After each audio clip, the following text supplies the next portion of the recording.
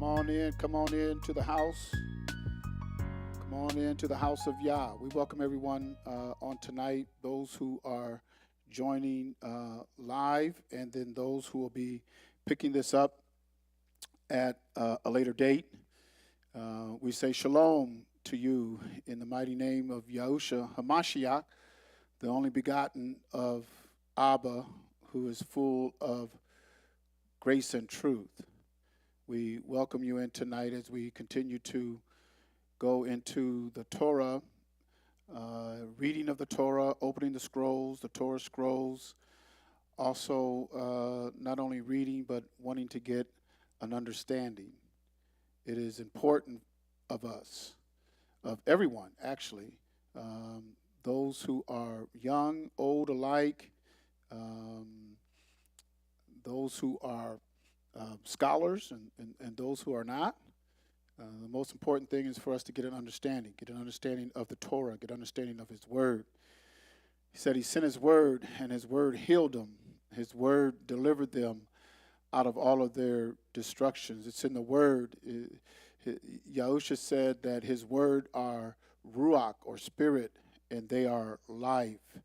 There's so much to the Word and the Torah and that which was spoken from the past unto today. What He had spoken is yet coming true on this day.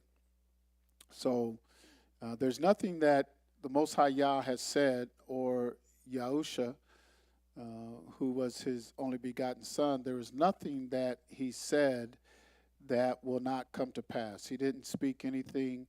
There was no guile that was found in His mouth. Neither was there any jesting. Nothing trivial. Some people might think, well, how could that be such a fulfilling life? Everything was just truth. His whole life was in truth, in righteousness, in holiness, or being set apart, Yahuliness. It was in righteousness. So we say shalom, shalom to all of those who are with us on tonight. And we're going to go on. We've been speaking on, and as the kingdom of Yahuwah, the kingdom of Shamaim. And as I was just reading and meditating on this and what Yahusha had said in Matthew chapter 6 and verse number 9, and he says, after this manner, therefore pray ye, our Abba, which art in heaven, hallowed be thy name. So he gives us a manner in which to pray, which all of us, as we petition the throne of the Most High, as we go before Him in prayer and supplication, he does give us a manner in which we are to pray. And we're to address, as we go into prayer, we're supposed to address Him as our Abba, our Father. Now, I would say if you're not praying unto Abba, then you're not praying right. And a lot of times the prayers, and we have a lot of prayers go up, and just because you're full of words and expression, and a lot of times we think through our tears, our groanings and things of the sort. We think that through that, we might get certain points. A lot of times we think that if we're praying with a lot of tears and emotions, we get a lot of points with Abba. And actually, a lot of those tears and emotions, they might benefit you, but Abba Yahuwah is not moved like humans are moved by tears and sorrow. We can ask our Abba to, we can petition Him with certain things. We can ask Him of certain things. It says in Yahuchanan, the 14th chapter, Yahusha says, if you ask the Father anything in my name, I will do it. So we go to the Father and we petition the Father and we do it in the name of Yahusha. And like I had said before, the name of Yahusha and doing it in his name is because that's where Abba Yahuwah has put his authority. He put it in the name of Yahusha, in the name of his son, because Abba Yahuwah, who is a omnipresent, invisible spirit, cannot die. He cannot die. There's no truth to God died for me. No truth to that. We used to sing it as children. We were growing up in the Roman churches, and we would sing songs like that, and that's not true, because Abba Yahuwah cannot die. He cannot cease to exist. He transcends every dimension. So he can't go to another dimension when he transcends every dimension. Dimensions come from him. Dimensions are in him. So he's incapable of ceasing to exist. So but when he made a body, says, and we read in the book in Psalms 40 and in Hebrews chapter 10, and Hebrews chapter 7, and in Hebrews chapter 7, and Psalms chapter 40, and he says a body was prepared for him. And so we see the body being made, and then the Ruach in the body, the Ruach of the Most High Yahuwah, and the Ruach of his Ben, because Yahusha had a human or separate will than his Abba. Because we see that in the prayer in Gethsemane, right? Nevertheless, not my will be done, but thine be done. So Yahusha Hamashiach had a separate will from Abba because he had a human spirit, but the Ruach of our Abba was in him. He says you have to believe that the Abba is in me and I am in the Abba. You have to believe. So when we do everything in Yahusha's name, that's because of the order that we are in as humanity, and he's put it in the order of his son. So as we do it in the name of Yahusha, and we do all, and that's why Shaul said, right, do all things in the name of Yahusha, because that's the authority and the order that Abba Yahuwah has set up that we have to come in. So in Matthew 6:9, he says, after this manner, therefore pray ye, our Abba, which art in heaven, hallowed be thy name. Speaking of the name of Yahuwah, the authority of Yahuwah. And Yahuwah has all authority. And what did he do with that authority? He gave it to Yahusha, because Yahusha says, all power is given unto me in the Shamayim and the Arats. So it was given unto him because Abba Yahuwah has all power, and he gave it unto his son because that's the order. That's just the order in which he did it. So everything comes through his Ben. If you want to get to Abba, you go through his Ben. But we are in his Ben, or in his son. We have the Ruach of his son.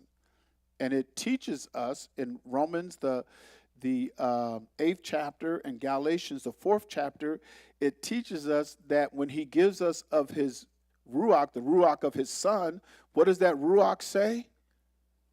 Abba, Father. Because we have his Ruach. So we say Abba, Father. And so Yahusha said, our Abba, which art in heaven, hallowed be thy name. Now, here comes the thing here. He says, thy kingdom come. So we are to pray for the kingdom of Yahuwah to come and be set up on earth. And he's going to do it in the order. Remember when Stephen preached his last sermon, and then they stoned him, and then he looked up into the Shamaim, and he said he's seen Yahusha standing on the right hand, which means Yahusha had the power or the authority in the Shamaim. That's what he meant by standing on the right hand of Yahuwah, because Yahuwah, you can't see him unless he manifests himself as a theophany. You don't see him. He fills all space and time. But he's seen Yahusha up there standing on the right-hand power, which means he had the power and authority in the Shamaim. So that is a confirmation to what Yahusha says, all power is given unto me, right? And that's when Stephen seen him up in, Yahusha standing on the right hand, because he has all power in the Shamaim. But Yahusha said, thy kingdom come. You need to incorporate in your prayer the coming kingdom of Yahuwah, and that it may be a step. Now, whether you don't pray it or you do pray it, it ain't going to stop him. It just means that we're being in his will. We want to be in his will. Somebody might say, well, I don't want his kingdom to come, so I'm not going to pray for his kingdom to come. That's not going to stop it. His kingdom is coming. Prophecy is going to be fulfilled. You just align yourself with the Ruach when you say thy kingdom come, and you're waiting for the kingdom of Yahuwah to be established here on earth. And so he says, thy kingdom come, thy will be done in earth as it is in the Shamaim. Now, as I been meditating on this, it's strange that people don't pray this prayer. Then it's also strange if you pray for his kingdom to come and be set up here on earth, but then you ain't going to be here. There's something strange about that. I'm praying for his kingdom to come and his kingdom to be set up here on earth, but then I'm telling everybody I ain't going to be here. Does that make sense? I mean, that's kind of strange.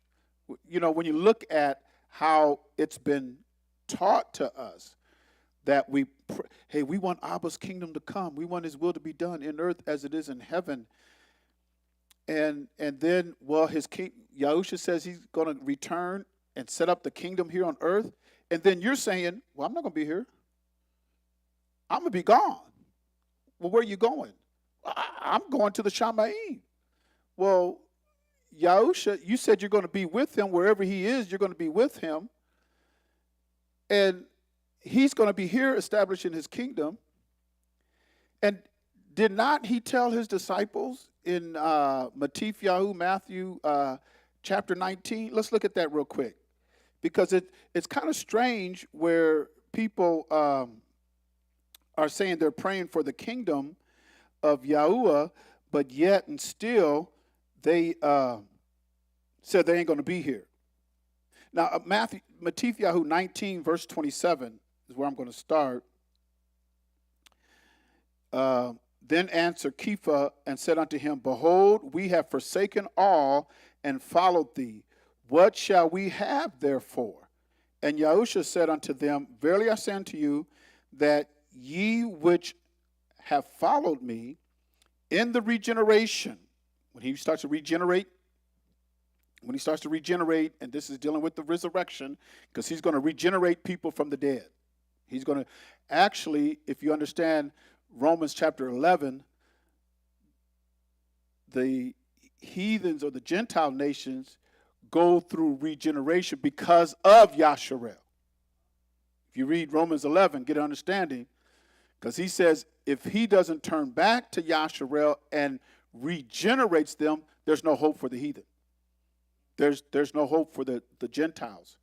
The Gentiles' hope is in the fact that he's going to regenerate Yasharel, and those who are connected to Yasharel will be regenerated with them. But it's not because of what Rome has done or what the Greeks have done. Ain't nothing they done to where they get resurrection. The only reason why they will be regenerated, any of them, is if they come through Yasharel, because that's where your regeneration is going to be. He's going to regenerate Yasharel and bring them back, and those who are connected to him. That's why it says in Zechariah, the 8th chapter, 23rd verse, 10 of them going to grab a hold of one Yehudi and say, hey, I'm going with y'all.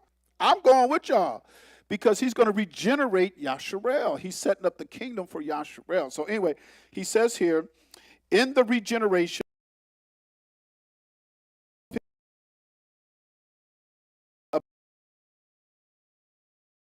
judging the 12 tribes of Yasharel. Listen to that. So the disciples, his students, those who followed him, when he taught them, they understood, hey, we're going to be regenerated, and because we left all to follow Yahusha, we get to sit on 12 different thrones, and we get to judge the 12 tribes of Yasharel. So you're going to have the continuation of the seed of Abraham, Yishak, and Jacob, because the 12 tribes come from Jacob. Changed his name to Yasharel, but that's where the 12 tribes comes from. So in his glory, when he sets up his kingdom here, the disciples will sit on 12 thrones, and they will be judging. Now, why doesn't Reuben sit on the throne and judge his tribe? Why doesn't Simeon sit on the throne and judge his tribe? Why does Levi not sit on the throne and judge the Levitical tribe? Why doesn't Yehuda sit on the throne and judge the Yahudim? They might give them benefits. They might get benefits from them.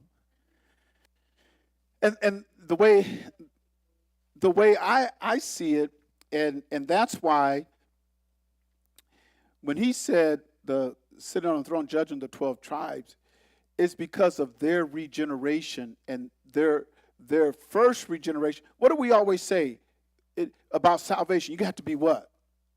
You have to be born again. You have to be regenerated. You have to be regenerated. And when the blood of bulls and goats, which they had back in the days of Reuben and Simeon and Levi and Judah and Naphtali, they had the blood of bulls and goats. But he says that could never take away sin. So you have to come through my son. So the disciples were the first fruit. They were the first ones being immersed in his name, being filled with the Ruach, because he told them to, what, tarry, because we're coming up on this feast. Wait in Jerusalem until you be endued with power from on high. That came on Shavuot. And so there was a big old celebration on Shavuot, and you see the regeneration of the Ruach, where the Ruach was in them, and they were filled with the Ruach HaKodesh. So when you talk about the disciples sitting on the 12 thrones, that's because they have gone through this regeneration process. There is a procedure and a process for us to go through. So he's setting up his kingdom here. The disciples are going to sit up on the 12 tribes, judging the 12 tribes, which means you're going to have each tribe represented in the kingdom. And another way to verify that is how. Anybody know how? Another way to verify there's going to be 12 tribes in the kingdom. Anybody know how? Yes. The gates. On each gate, there's a name of one of the tribes, the sons of Jacob. And that's going to come down. He's making that city. Yahusha says, I go away to prepare a place for you. That city is made in the Shamayim. It's not made here on earth. Yes. Yeah. Abraham was nomadic, and the Most High Yah told him, everywhere you set your foot, I'm going to give it to your people. I'm giving it to your descendants. Everywhere you set your foot. So his whole life he was nomadic. He traveled all over, and it does say in Hebrews he was looking for a city whose builder and maker was Yahuwah. He couldn't find it because it's not here on earth. But that just lets you know Most High Yah told him something. He had to tell him something for him to be looking for a city whose builder maker is Yahuwah. I heard about this city. I heard about the glory of it. Man, I got to find it. And he searched all his life, but it's not here on earth because it's made in the Shamayim, and he's going to set it down after the 1,000 years of the millennial reign of Yahusha on this present earth. There is going to be a millennium reign of Yahusha on this present earth. And so somebody is not telling us the truth. Somebody's not being honest with us. And that's why it's important. It's very important. I always, this is what I learned in the last few years. I've learned this. Intelligence is not knowing everything. That's not intelligence. intelligence is verifying, or intelligence is studying, or everything that you know. You have to be critical about everything that you know. You got to test everything you know.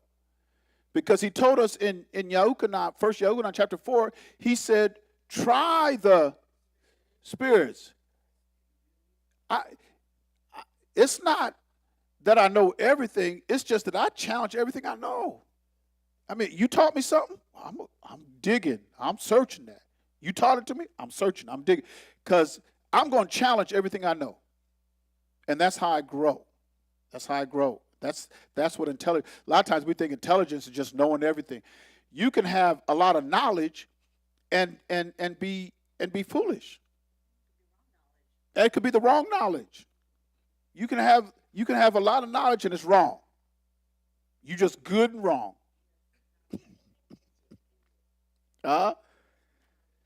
Yeah.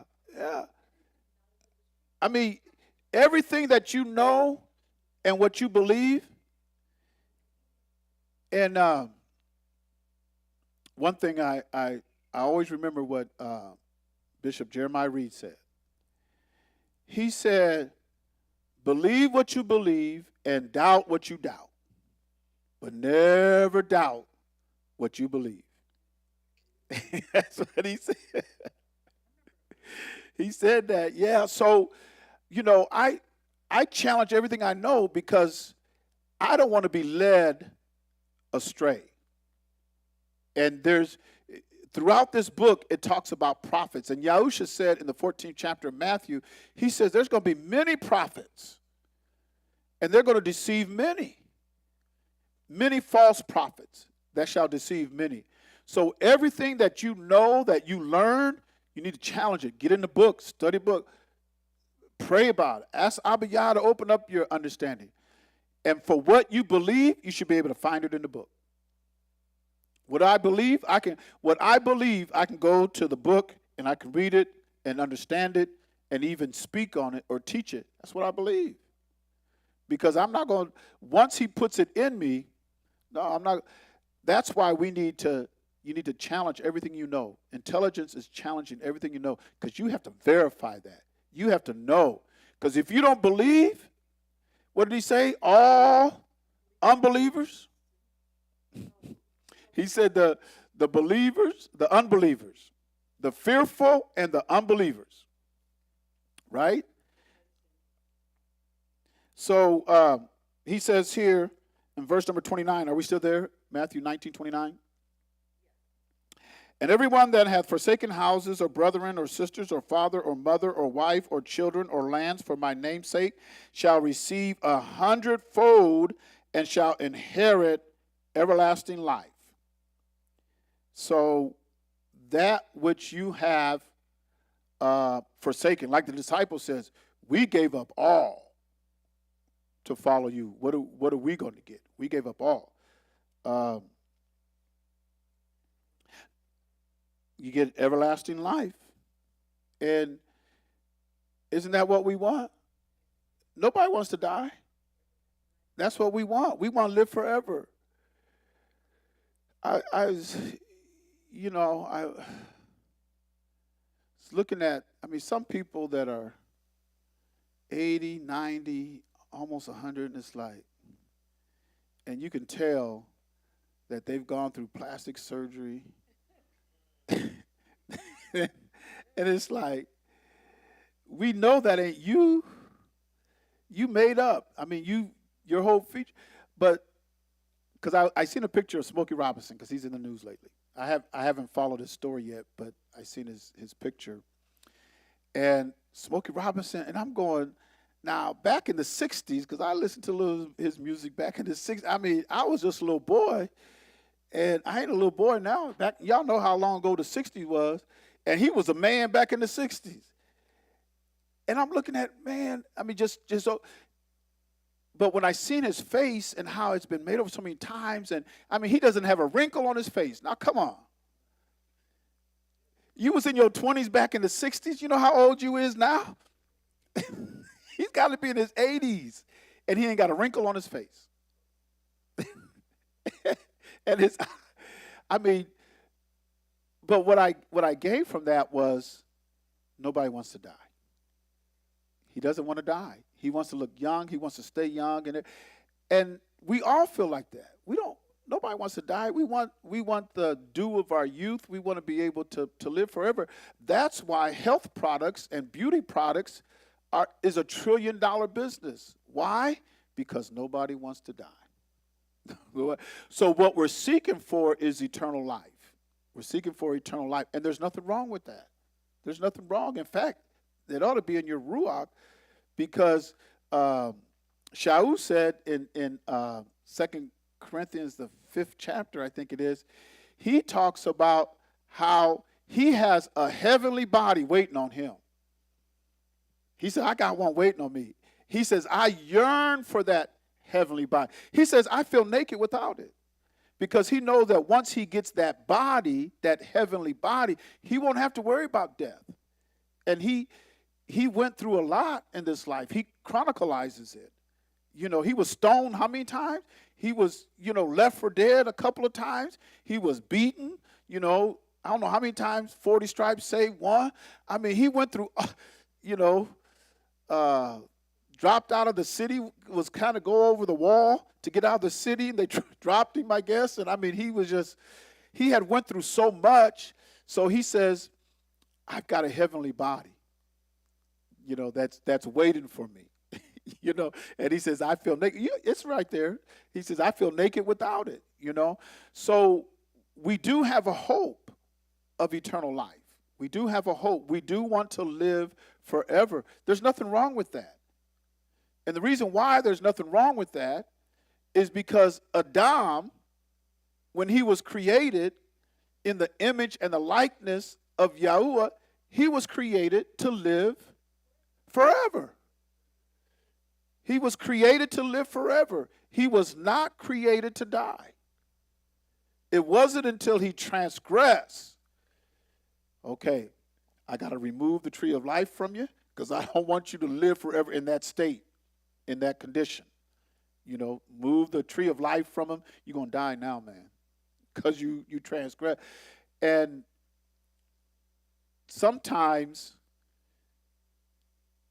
as complex as Abba Yahuwah can be, because all complexity, when you think of complexity of a theorem or a formula or mathematics or the complexity of finance, how they make up all these schemes and how, it could be so complex. There's nothing that they have on Yahuwah, because all wisdom and knowledge comes from him. So when he can be so complex and yet so simple, to where one mistake cost Adam his life. One mistake cost Moses from going into the promised land. Just one. It wasn't a complexity of things, even though our Abba Yahuwah understands complexity because he created it all. There's no number or formula or problem or theorem or anything that you can get that he doesn't know, that man can create. And they talk about some of the wisest or smartest men and IQ, and we don't even use 10% of our brains. But even if you was able to use 50% of your brains, even AI, there's nothing in AI, no complexity of AI that Abba Yahuwah doesn't know. That he doesn't know. But at the same time, when he could be so complex, he can be very simple. Because in the day you eat thereof, ye shall surely die. It ain't complex.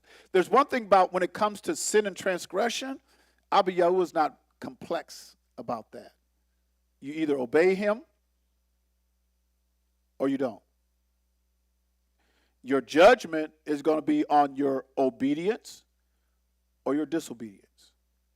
Now, a lot of times we come up with a lot of gray areas, and they try to corner our Messiah. Well, what if this? What if that?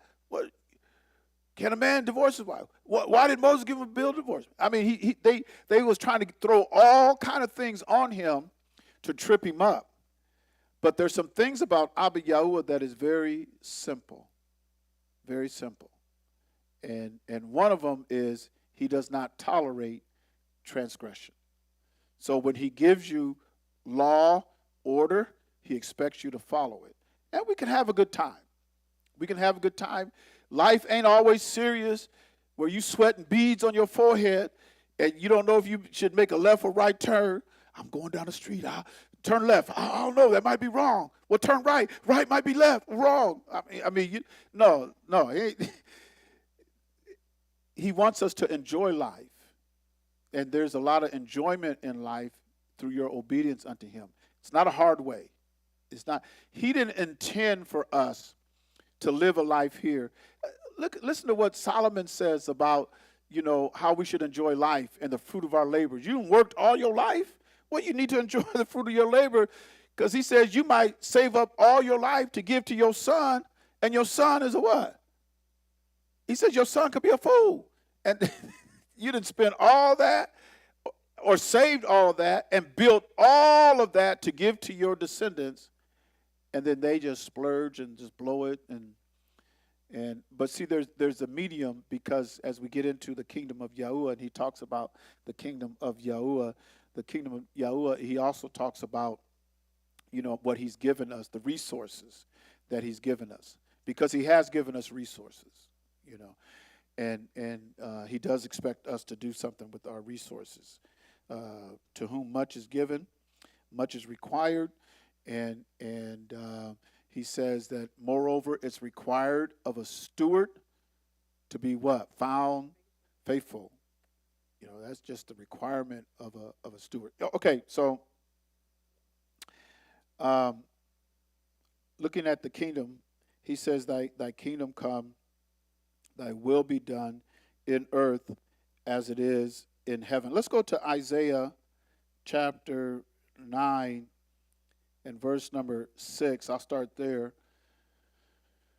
Isaiah 9, verse 6. For unto us a child is born, unto us a son is given. And don't put the government on his shoulders.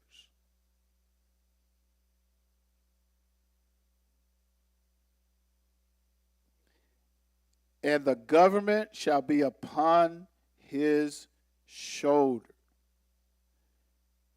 You can't have a government without, let me put it an easy way, policy and procedures. Rules. What does every government have? Rules or what? Laws. You cannot have an established government without law. It's impossible. You would have mass chaos. No law, mass chaos. And that's how Abba Yah looks at us a lot of times, because people don't want to obey his law.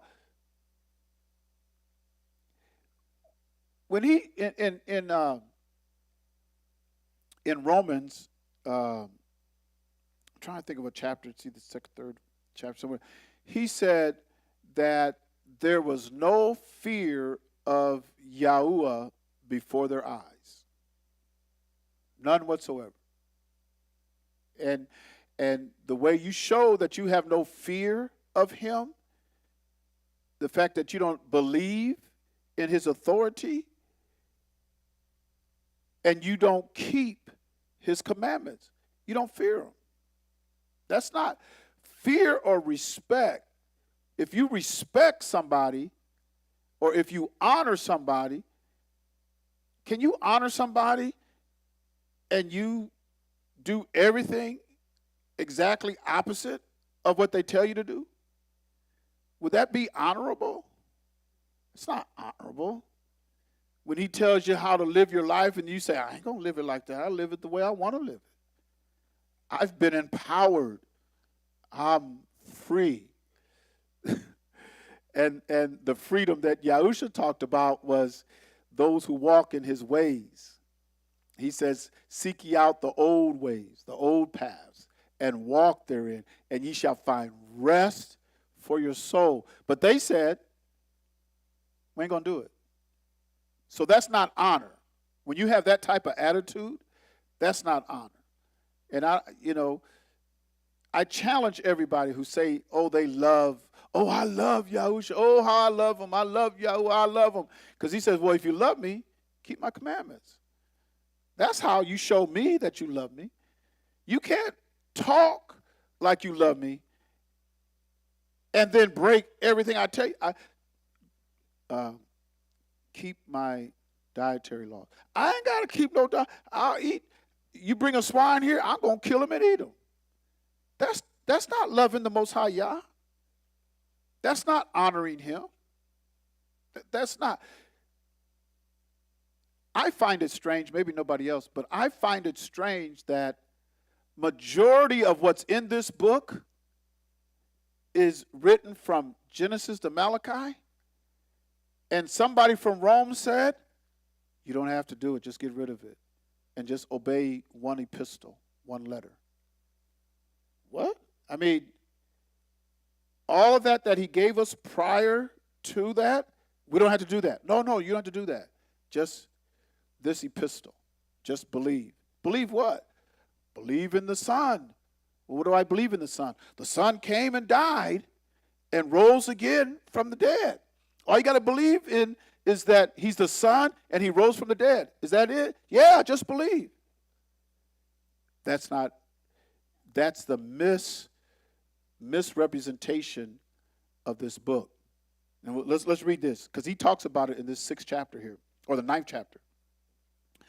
And the government shall be upon his shoulder, and his name shall be called Wonderful, Counselor, the Mighty Eloah, the Everlasting Abba, the Prince of Peace. And the reason why they call him, because some people say the Everlasting Abba, the reason why they call him Everlasting Abba, you have to look at Yahuchanan, 14th chapter. Because when what was it? Philip says, show us the Abba, show us Father, and it will suffice us. It's in the 14th chapter of Yahuchanan. And Yahusha says, what? Have I been so long time with you, Philip? You going to ask a question like that? He says, anybody that sees me sees the Father. And he goes on to say, you have to believe that the Father is in me and I am in the Father. You have to believe that. So that's why it talks about the everlasting Abba, because Abba Yahuwah is an omnipresent invisible spirit that was in Yahusha. And Yahusha was in the Ruach, his spirit. Yes. Where do they get that teaching that that God died? That he was the Father and he died. I don't know where they get that from.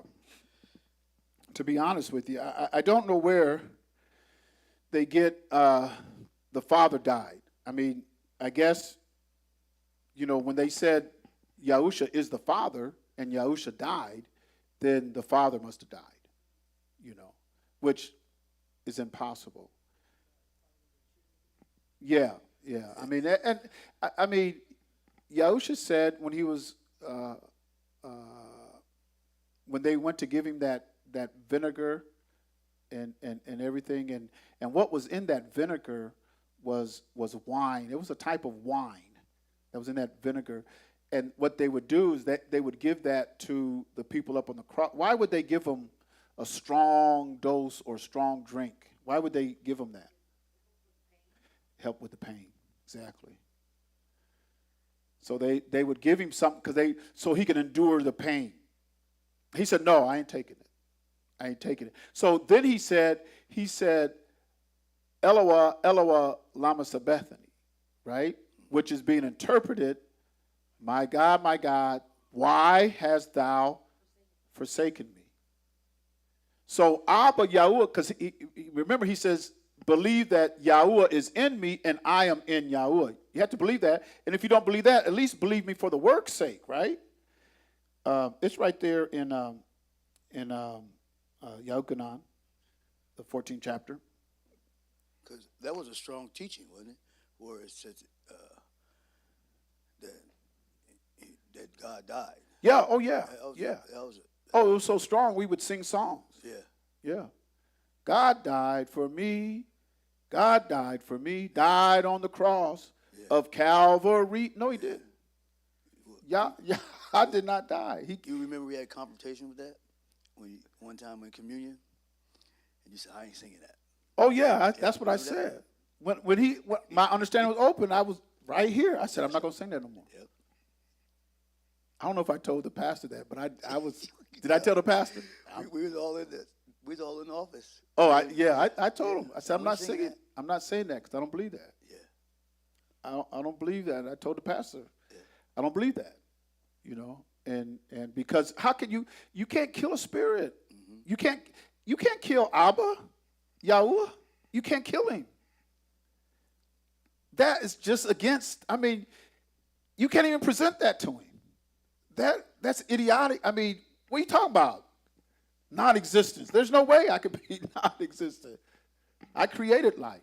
So I've been thinking about that too for quite a while, and the other thought that came to my mind is that if he has to be immortal because he's going to give us immortality, and you can't give somebody something you don't already have yourself. Yeah. And let's look at the wisdom of Solomon in the Apocrypha, the wisdom of Solomon, chapter 2 and verse number 23. The wisdom of Solomon, which is the Apocrypha, chapter 2 and verse number 23. Is it up there?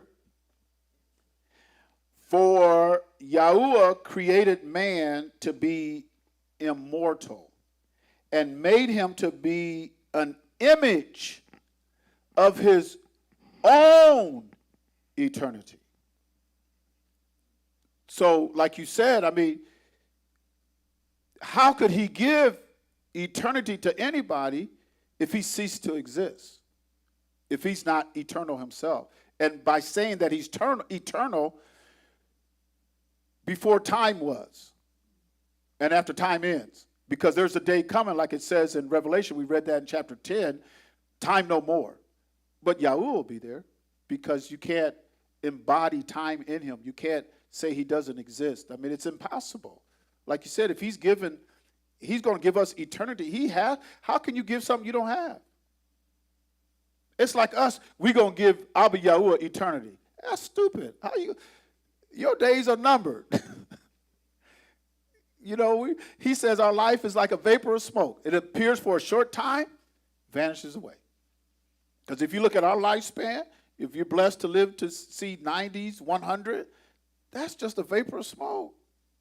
Now, we might feel, man, that's a long time. To eternity, it's just a vapor of smoke, you know.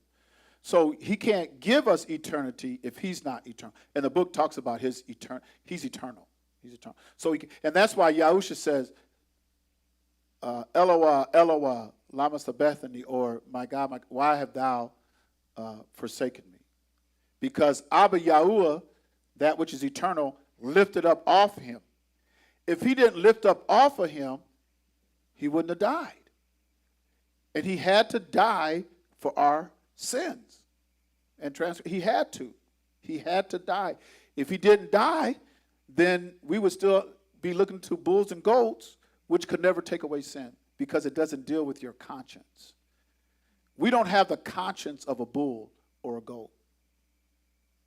We have a human consciousness. And we want to get to that next consciousness, that next level. We have a human consciousness, so we need a human being to die for us. Huh? No, you can't make an animal human. Now, Abba Yahuwah used a donkey, but he's Abba Yahuwah. He can do whatever he wants, you know. But he didn't make that donkey human. Right.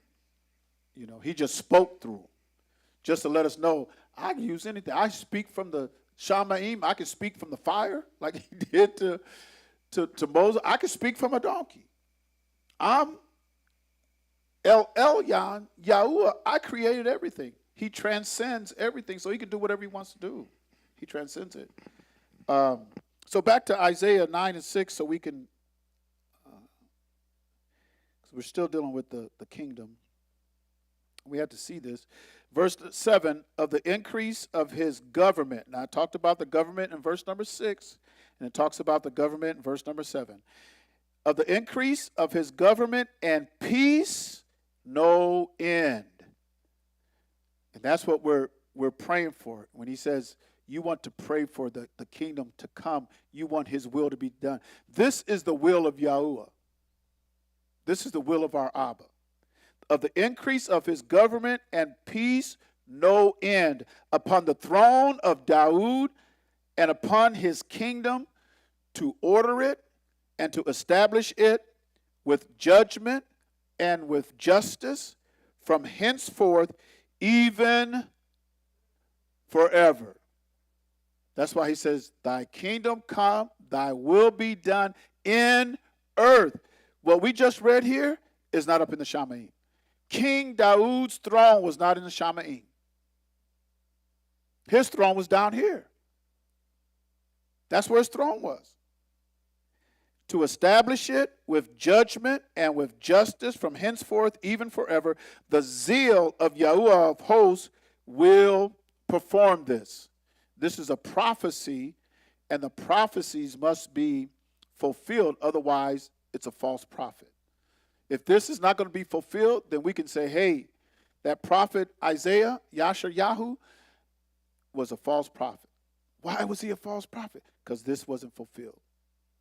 So this is going to be fulfilled. It hasn't happened yet, but it's going to be fulfilled because it even talks about in Revelations, the 10th chapter, it talks about what he has given unto the prophets.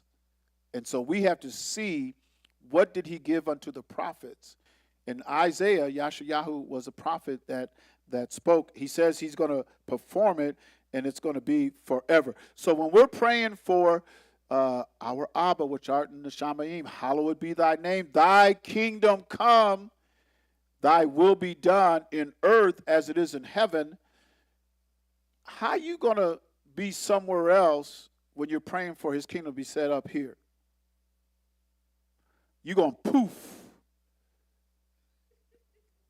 disappear, and he's coming to set his kingdom up here. I mean, he's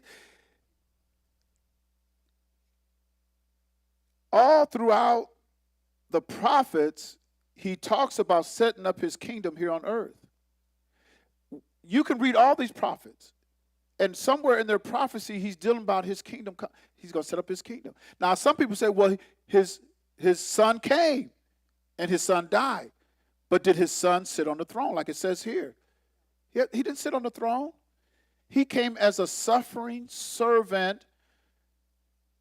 He was born in a manger, and a manger is like a barn. You know, he was where they, you know, because they couldn't get in the inn because it was a time of a feast, and they couldn't get in because everybody was to travel to Jerusalem for the feast. But he was born in Bethlehem, right?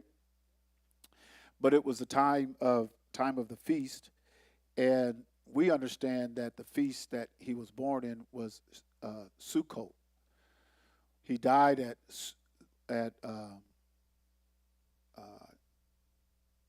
Pesach and unleavened bread. That's when he died. It was the days of unleavened bread, and that's when he was crucified on the Pesach, because he is our lamb slain from the foundation of the world. He's the lamb that's represented in Exodus 12 when they came out of Egypt. Yahusha is that lamb. How do you know that? Because Shaul said it, right?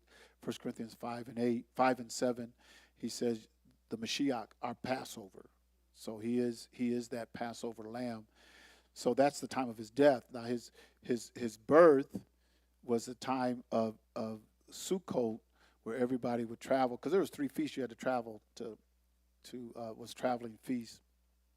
And Sukkot means tabernacles, and it says he came and tabernacled with us. So he came to Sukkot with us. And remember remind me, we got some announcements for Shavuot. Okay, verse number 8. The Adonai, sent a word into Jacob, and it hath lightened upon Yasharel.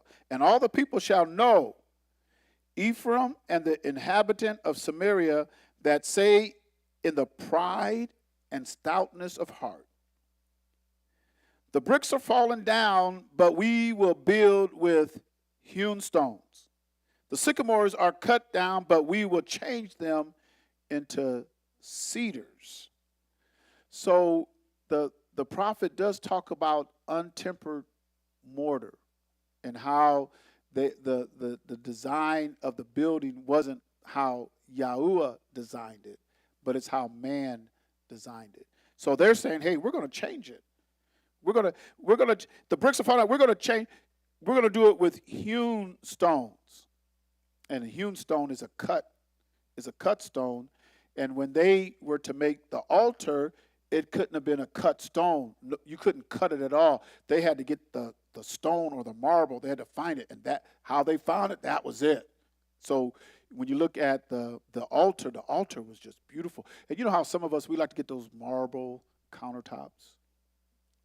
We like to get the marble flooring and all of that. But all of that is hewn stone. It's all cut. But he told them no axe or no cutting on his altar. They had to find the stone that Abba Yahuwah had left for them. And they found it. They built their altar. But they said, we're going to do it our own way. We're going to change it. Therefore Yahuwah shall set up the adversaries of Rezin against him and join his enemies together. Listen to what he says.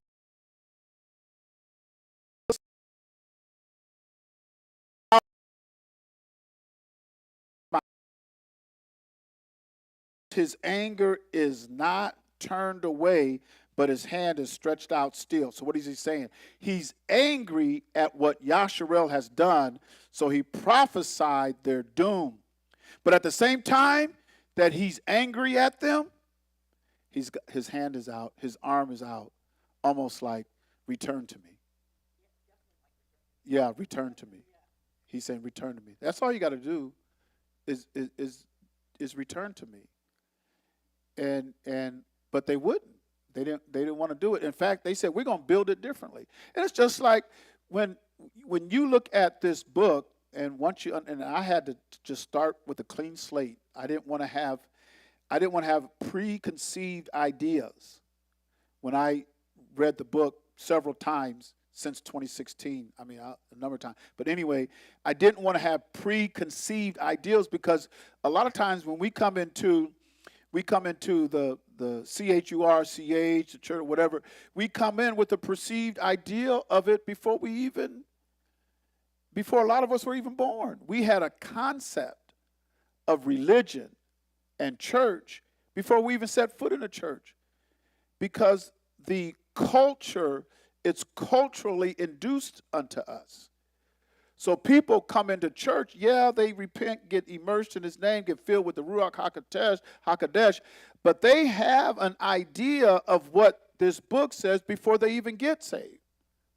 That's how we say it, before they get saved, but none of us are saved yet.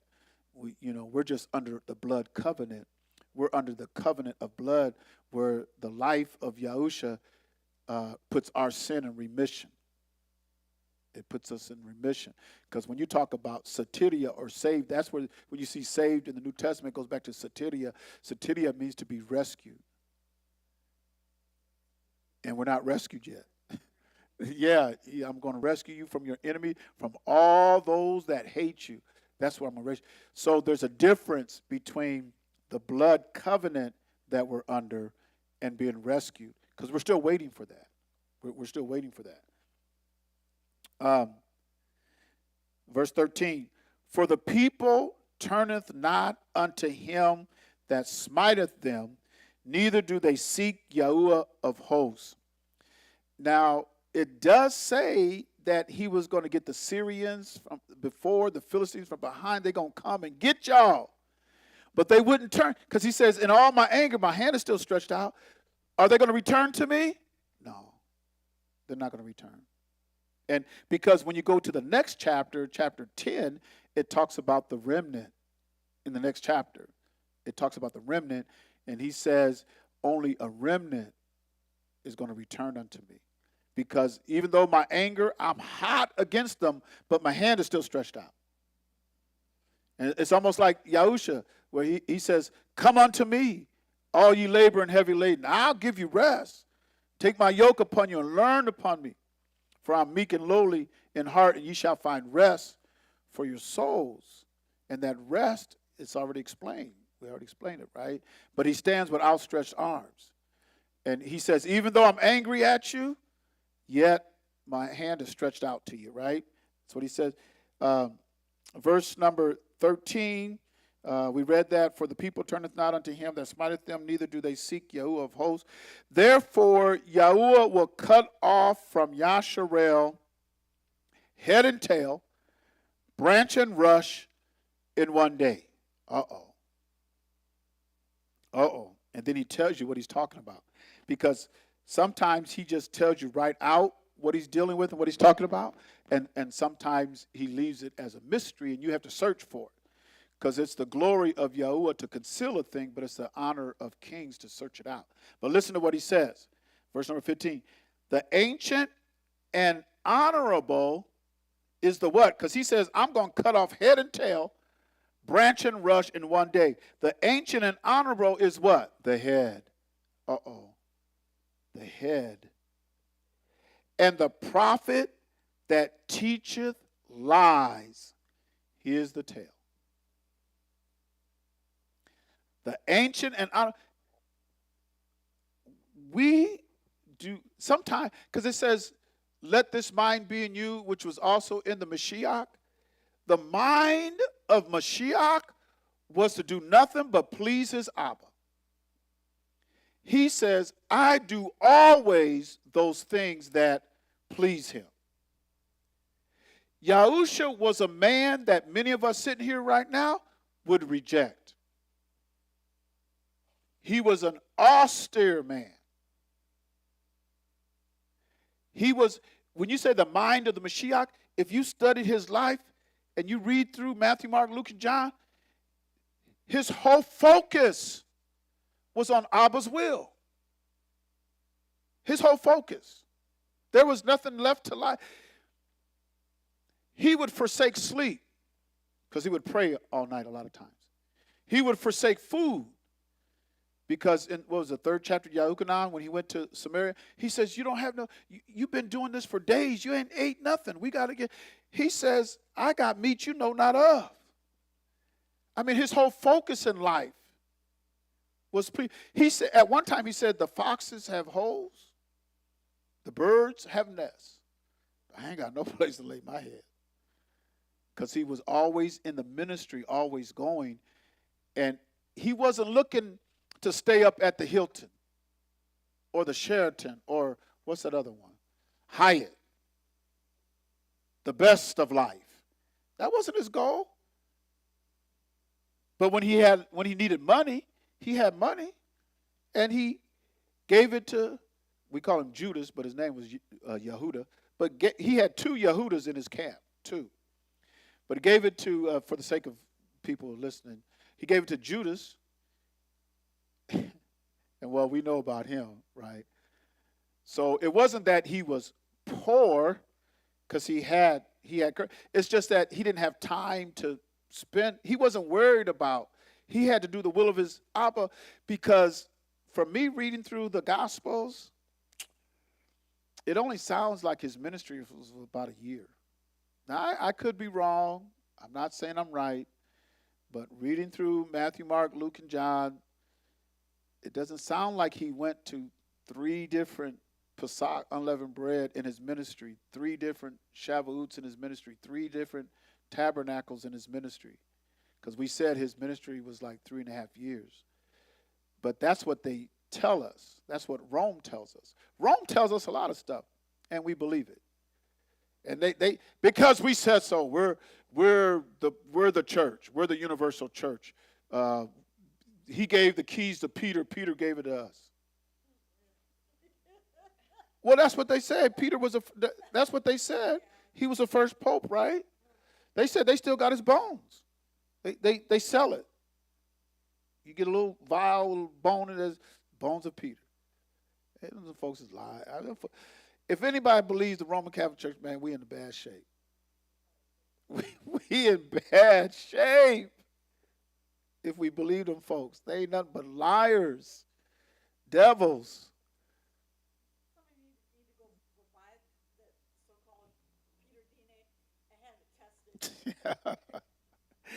Yeah, they find out. There's a lot of things we can find out. They're just liars. They're just liars. Why you? I put down a lot of stuff. Let me read the book for myself. I don't want you in my head. Get out of my head. Let me read it for myself. Let me ask Abba, because he says the Ruach, he told us, I'm going to give you a comforter. I'm going to give you the Ruach. It's going to guide you into what? All truth. The Ruach's going to do it. I don't need you, Rome. The Roman religion, I don't need you. He's given me the Ruach to guide me into own truth. Get out of my head and let me read this book for myself. And let the Ruach guide me. And start from Genesis.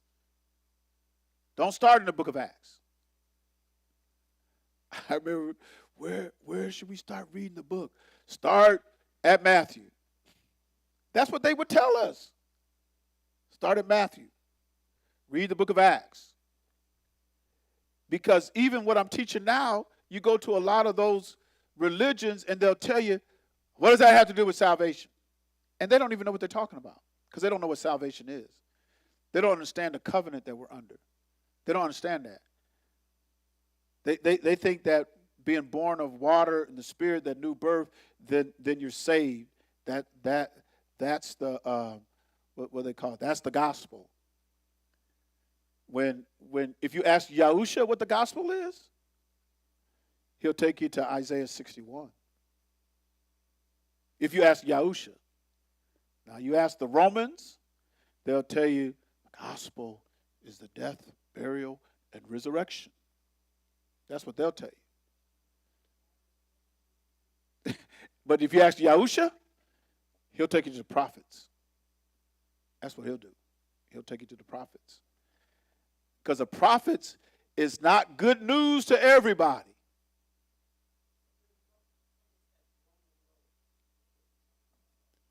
Oh, the Roman road is to believe. All you have to do is believe that Jesus is the Son of God and he died and rose from the dead. And thou shalt be saved. That's the Roman road. And that's why they let all kind of stuff, because they'll tell you there ain't no law. Grace. What is grace?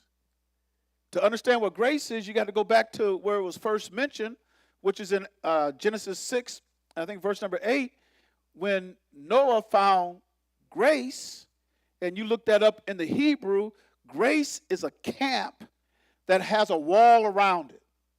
And in the eyes of Yahuwah, that's beautiful. What's beautiful? To have a camp that has protection around it. That's what grace is. So then, what's that wall around the camp? I know what the camp is. The camp is the people. What's the wall around the people? Well, that's his statutes, his commands, his covenant. That's what's around the people to protect them from the judgment that is coming. That's what grace is. Now, they'll tell you, it's the unmerited favor. That's the Roman road and the Roman definition. Because anytime this is what I've done. When I read the New Testament, I have to go to the Old to find it.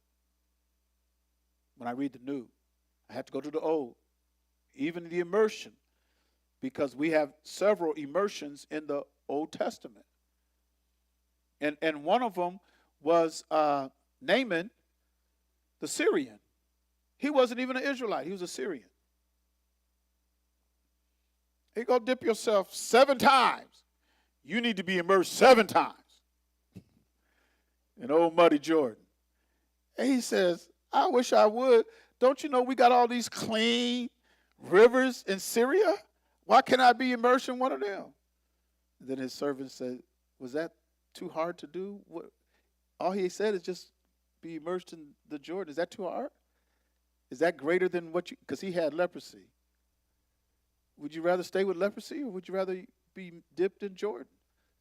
So his servant told him that. He says, okay, I'll go and be dipped in.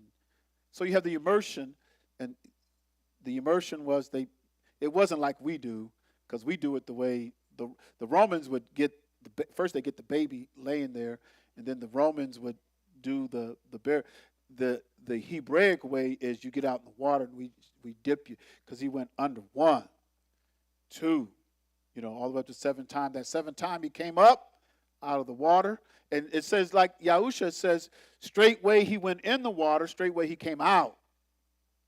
And yeah, and the reason why we do the laying down like that, because we've incorporated death into it. So that when you die, how do we bury people standing up? No, we lay them down, we put them. So that's how they did the baptism. But that's not the culture of Yasharel. That's not how they did it. They didn't do the laying down, in the water.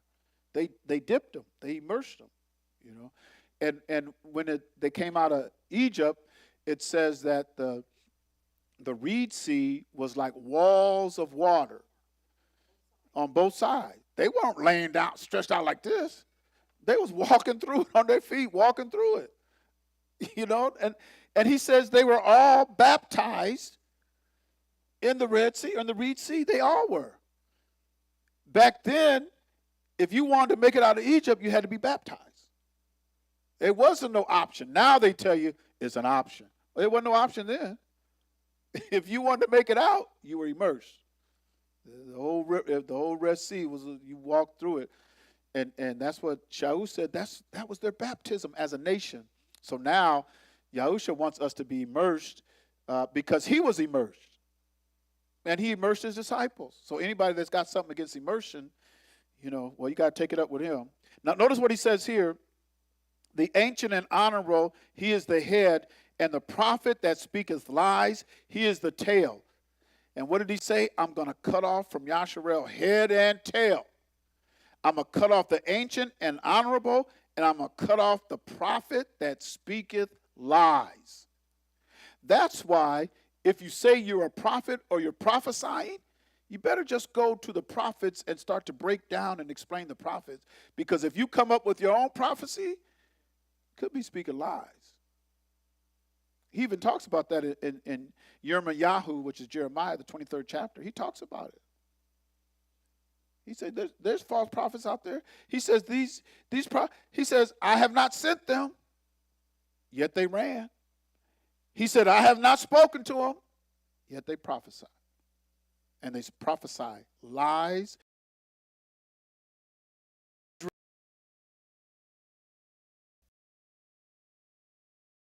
And I respect Martin Luther King, but that dream ain't right.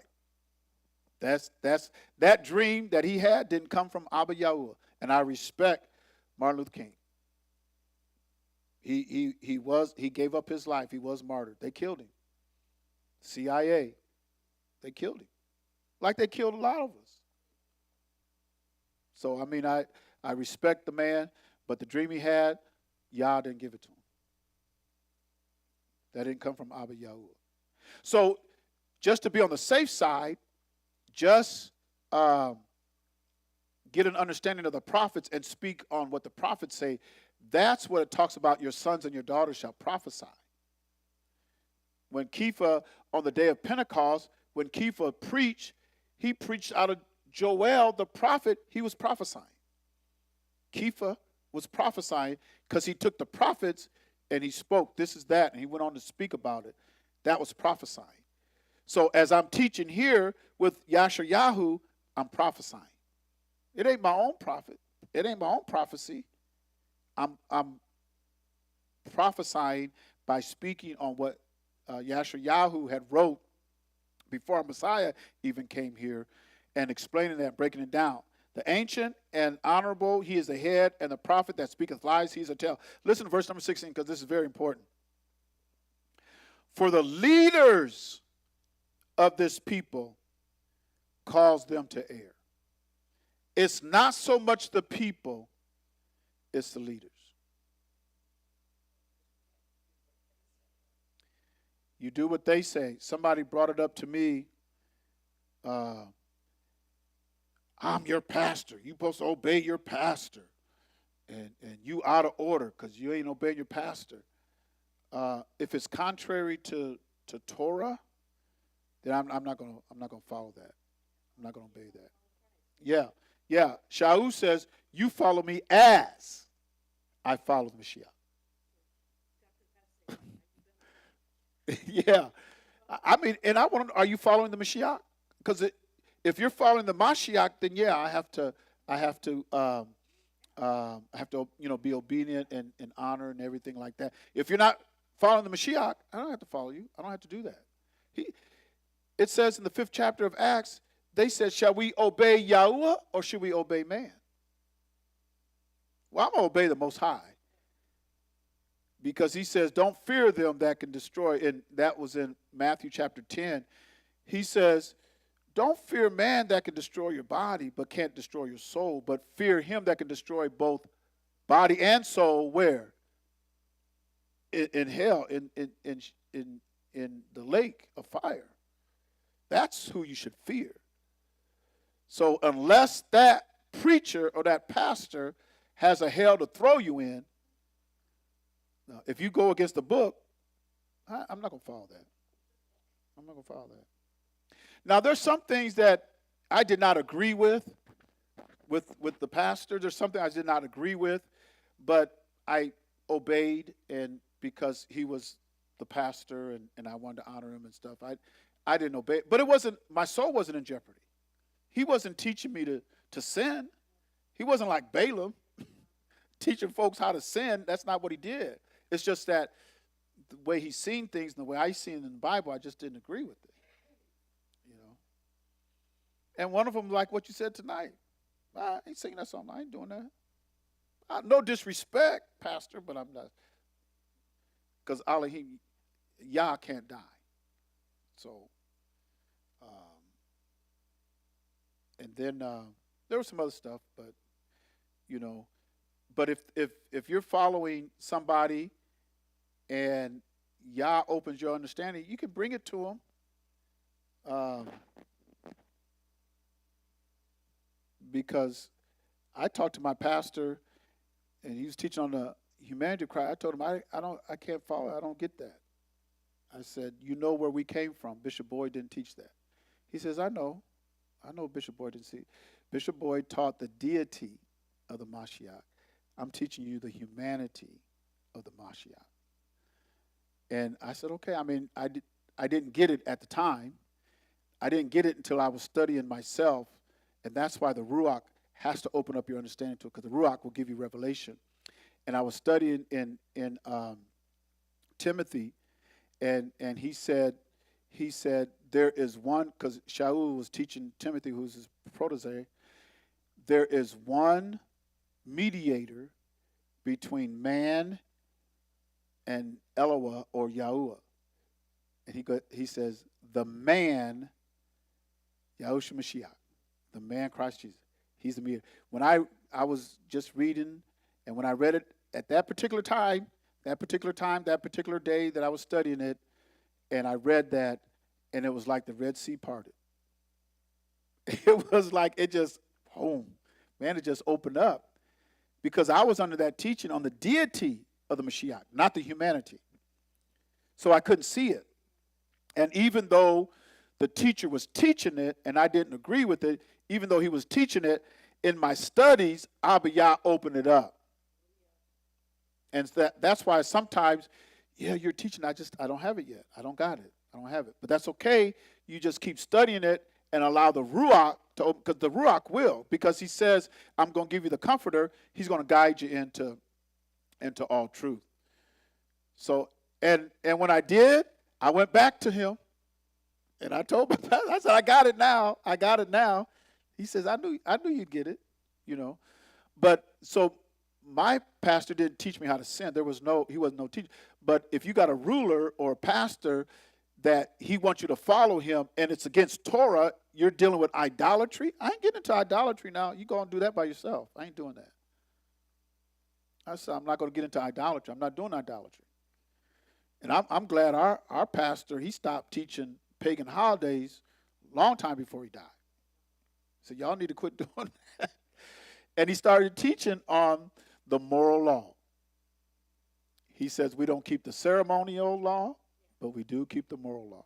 He was starting to teach that in the latter part of his years, of his teaching. He started to teach that. So there is laws that we have to obey. You know, it is. So Abba Yah was open up because you walk with him and you study this because it's a walk. It's a walk with him. He'll, you know, it depends on your heart. He'll open up your understanding. He'll give it to you because he wants us to have that type of heart where you break up that fallow ground where you can bring forth in abundance. For he says, for the leaders of this people cause them to err, and they that are led of them are destroyed.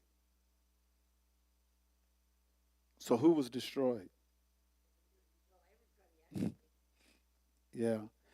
Because in verse 15, he's dealing with the ancient and the honorable, the prophet that teaches lies, and he says that's the head and tail. He said, I'm cutting off the head and the tail. And then he goes on to say, the people, for the leaders of this people, cause them to err. The leaders, it's on the leaders. But the leaders, he says, the head and tail, I'm cutting them off. The leaders cause them to err, and they that are led, now here comes the people. They that are led of them are destroyed. Yeah. And that's why Yahusha brings it out. Now, we read this in Isaiah. Yahusha brings it out in Matif Yahu.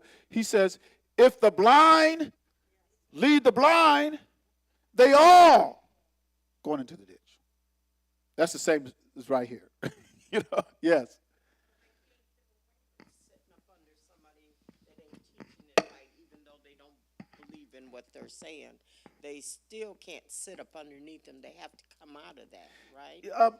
In most cases, yeah, but we do have in Revelation one of the churches. I think is it Smyrna? One of the churches.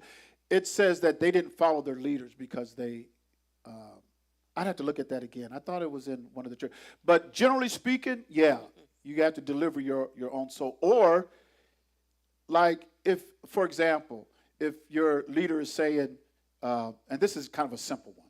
It can be more complex than this, but this is a simple one because it's something we can get real quick for the sake of time.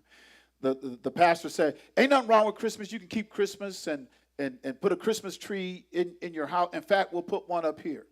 And you can give gifts and you can do all, ain't nothing wrong with that. But you have a conviction. I ain't going to do that. I know the leader is saying it, but I'm not going to do it.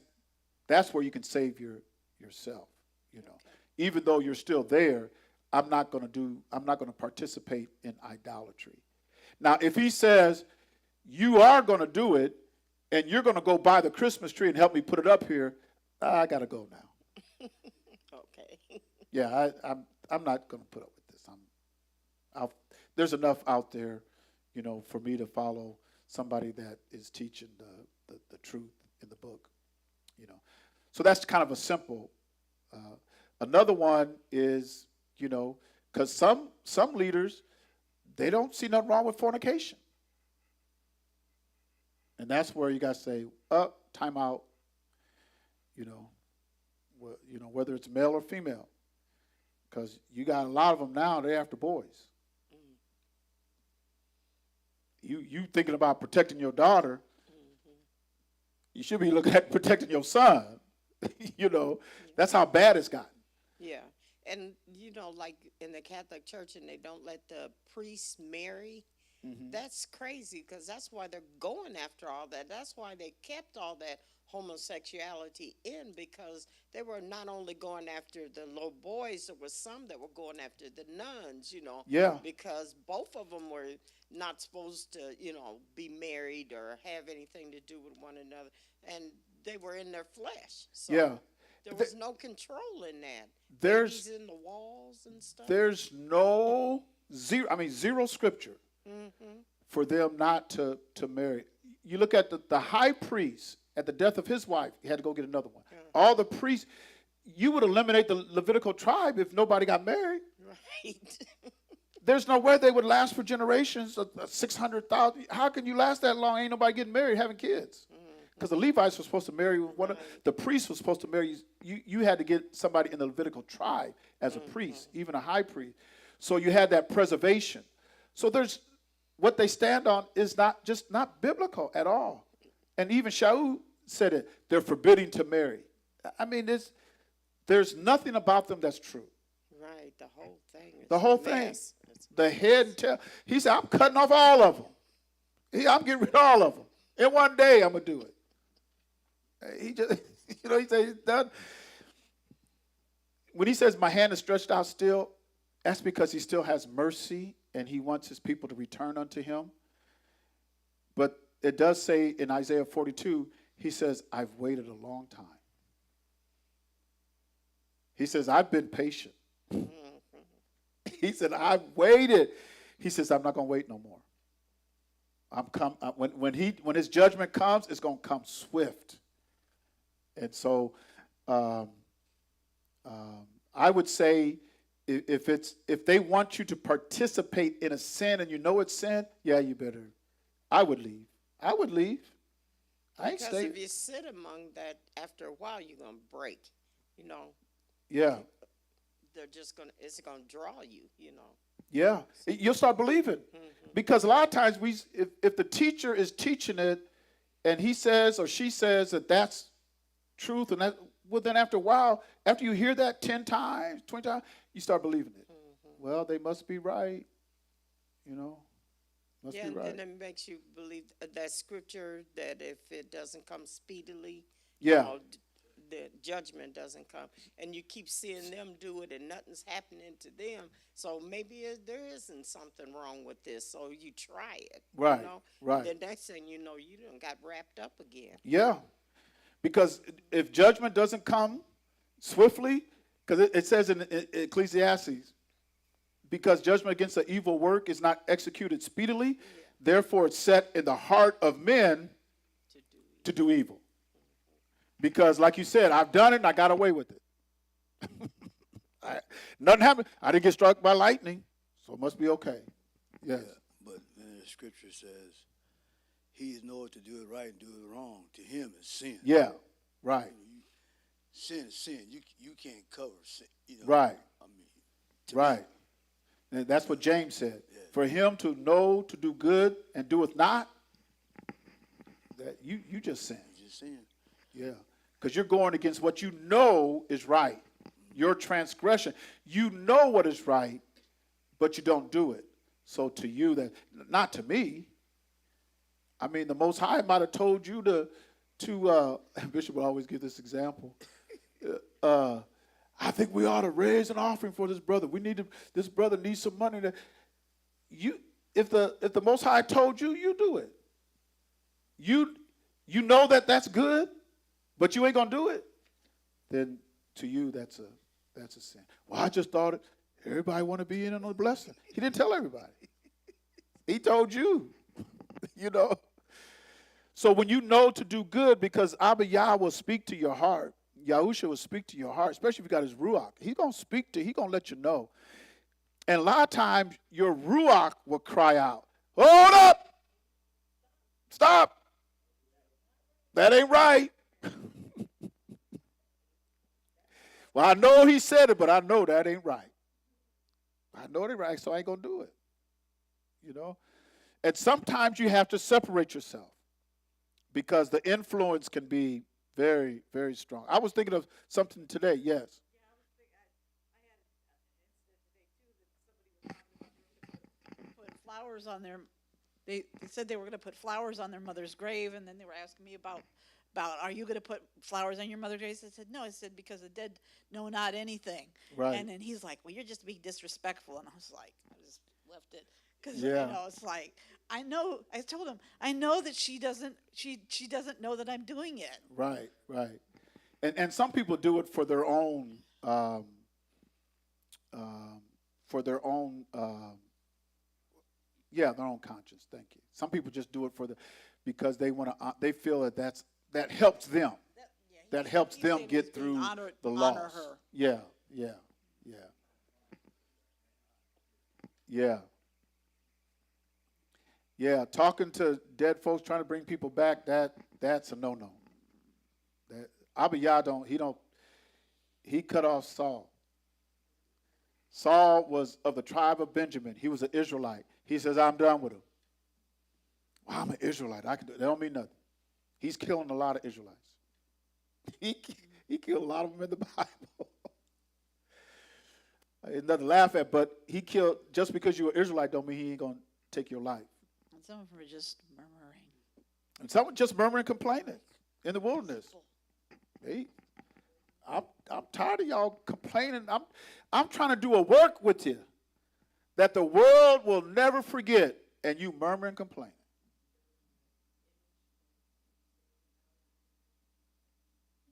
Yeah, yeah. Well, I can't believe Aaron. I mean, that's Moses' brother. He said, "Man, what'd you do, man?" He said, "I threw it in the fire, and it came out a calf." Oh, come on, bro. After it says they fashioned it, they made it, fashioned it, put gold on it. Then he told Moses, "Man, I just threw it in the fire, and it came out a calf." I know. I threw it in the fire, and it came out a calf. Oh, man. Yeah, he upbraided Aaron and said, "Man." And then Aaron says, "You know these people." You know these folks, their teeth are set on the edge. You know these folks. You know, they made me do it.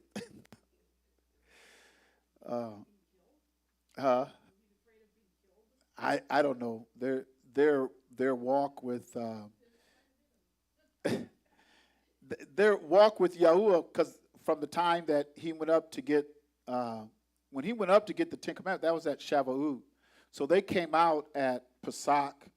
Unleavened bread is when they came out. They came out of Egypt at Pesach. Then you had unleavened bread for a week, and then it led them up to where Moses, because see, Moses' ascent up to the mountain, he had like 7 ascent. He didn't just go up once or twice. A lot of times in Sunday school, they tell us about 2 times. No, he went up, I count at least 7 times he went up. Because he went up and had to go back, went up and had to go back, and talk to the people. But that time he went up to get the Torah and the commandments and everything, that was at Shavuot.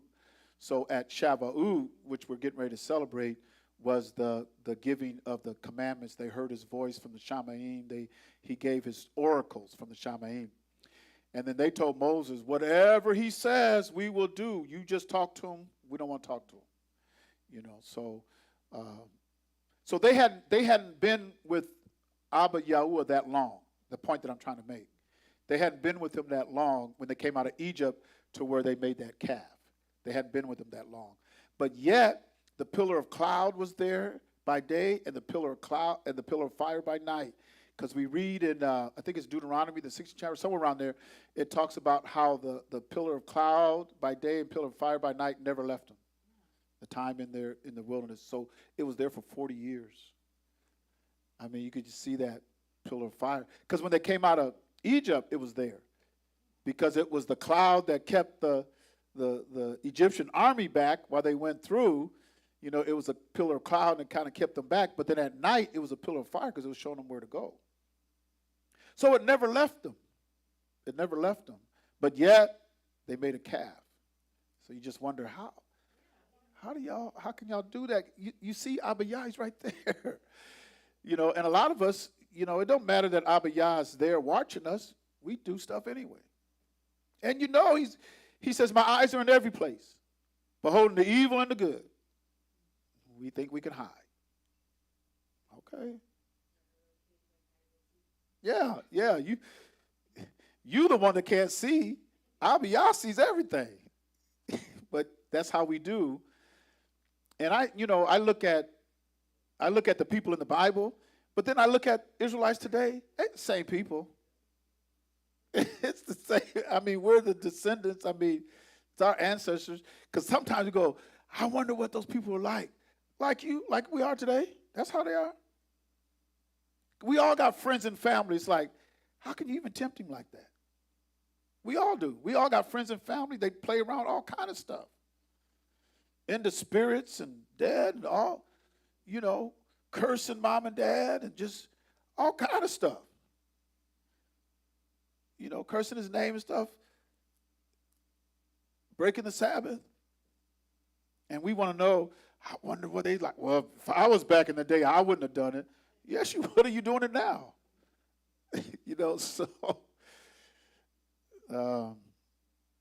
So for the leaders of this people cause them to err, and they that are led of them are destroyed. Now, it goes on to speak about this as you go down to the end of the chapter, and he talks about it. And he talks about one of the things that's going to come up, and that is Ephraim, Manasseh, and they're going to be against Yehuda, and all it deals with a lot of history here in these verses. Some of it has come to pass, some of it has not. And some of it will come to pass. But this is, when we talk about the kingdom of Yahuwah and we want his kingdom to come, let me show you. Real quick, this is the last one. I know it's time to go. Revelations chapter 10,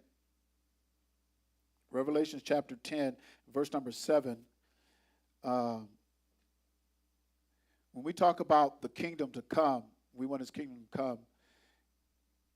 There's a number of things, because it can be very broad, lengthy. It could be somewhat complex, because where does Yahuwah live? He says he liveth what? Outside time, but in Jeremiah 4:2, he says Yahuwah liveth in truth and in judgment. We also know that Yahuwah is eternal. So when we're talking about his kingdom to come, we're talking about something that's going to be eternal. It's not going to die. That's what we've seen in Isaiah, right? It ain't going to be no end to it. King Yahushua is going to sit on the throne of Daud. Ain't going to be no end to it because Yahuwah is eternal. So he's given eternal life to be in his kingdom. And in his kingdom, there's going to be truth. There's going to be justice. There's going to be judgment. All of that is going to be in his kingdom. But in Revelations 10:7, but in the days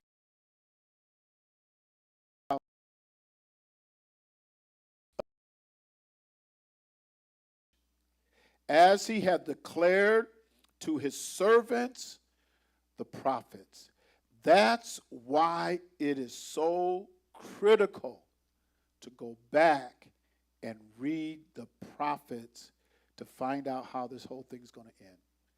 If you can't understand prophecy and the prophets, you're not going to see how this thing ends. The mystery of Yahuwah should be finished. And remember, we talked about the mystery of Yahuwah, and Shaul had a mystery. He understood the mystery, but because the mystery that he understood was that he's grafting in Gentiles into Yasharel. That was a part of the mystery. But the mystery, he's talking about, he has declared unto his servants, the prophets, and that's why a lot of people can't see it. And that's why the Roman religion cannot see prophecy, because there's a mystery in prophecy and the fact that his people are hidden. And so the Roman religion can't see it. They can't see it. So you follow the Roman religion, he says the head and tail, hey, I'm getting rid of them. The leaders call them the air, and those who are led by him are destroyed.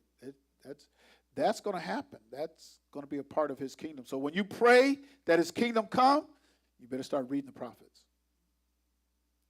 And the prophets also tell us the day of Yahuwah, it's a dreadful day. It's a dreadful day. That's in the prophecy.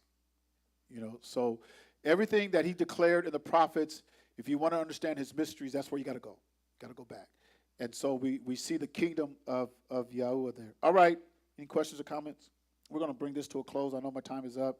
It's after 9 o'clock, so I say Toda Rabbah for all you that are here that is able to join us in this Torah study on today. And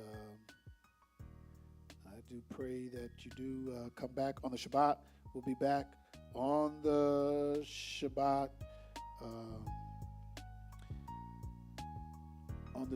And we do have Shavuot coming up June 7th and 8th, and they're working on a program, and I think you're going to really, those who do attend in Indianapolis, are really going to enjoy it. They're just putting together a beautiful. It's going to be. I think it's going to be a very nice event.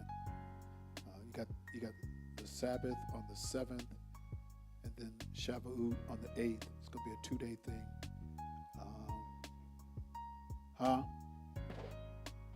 It's Shavuot. When we had Passover here,